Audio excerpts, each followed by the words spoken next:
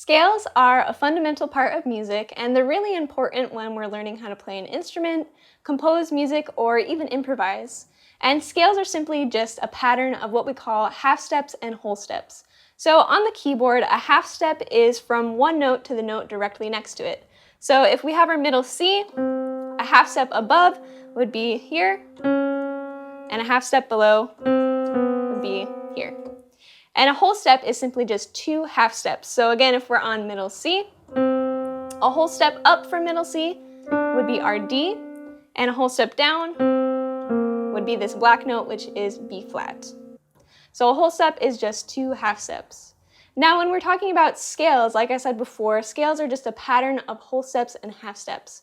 First, we're going to take a look at our major scales. So we have a whole step, another whole step, half step, whole step, whole step, whole step, and half step. So you notice there's two half steps, and otherwise it's mostly just whole steps. And our first and last note are the same note, C, just an octave apart. So altogether, our C major scale sounds like this.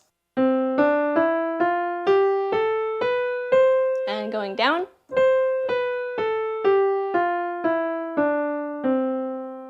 So we can play this C major scale starting on any C on our keyboard. So now if I take my left hand and I start a C octave lower, right here, we can play the same scale.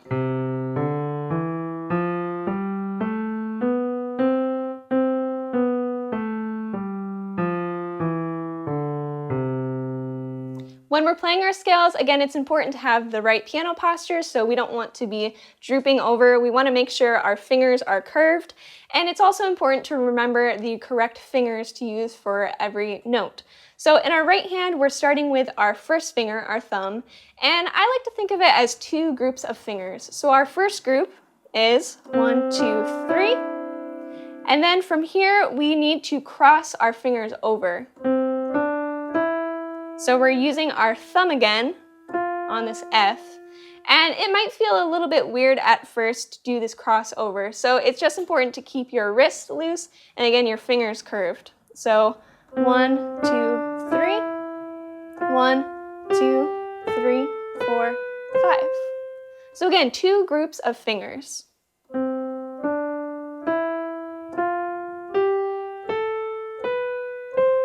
And going back down.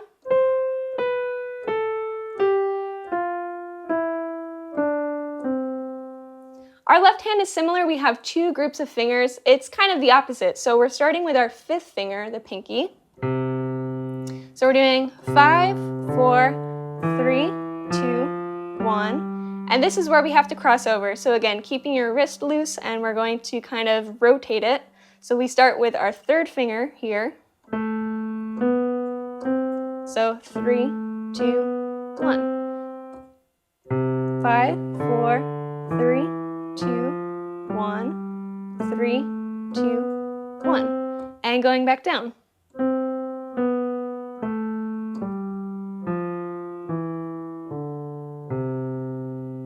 So you notice there's no black keys in our C major scale, and as we go through the scale, starting on different notes of our musical alphabet, we'll run into these black keys. So let's start with G, for example. We'll start on G below middle C.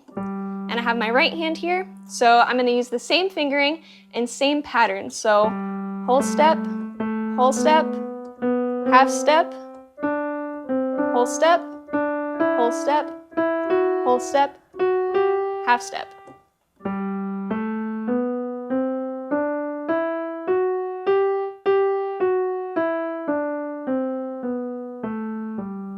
So you notice we had one black key and we had our F sharp. Now if I do the same scale starting on F, we also run it into a black key.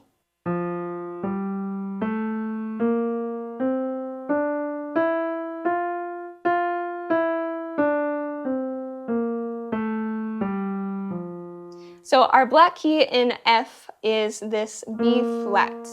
And you notice my fingering for this key was a little bit different. So we generally don't want to use our thumbs on black notes. So in this case, instead of crossing over after 3 notes, I cross over after 4 notes.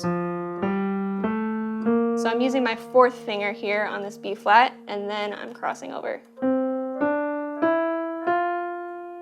So again, we don't usually want to use our thumbs on black keys, so this is why our flat scales usually start on different fingers. So for our B flat major scale, for example, we're going to start with our 2nd finger on our right hand.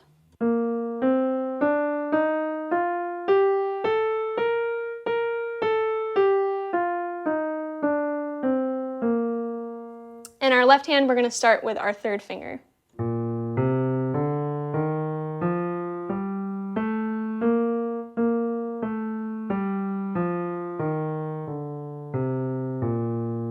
But no matter which finger we're starting on for which scale, the major scale always has the same pattern of whole steps and half steps.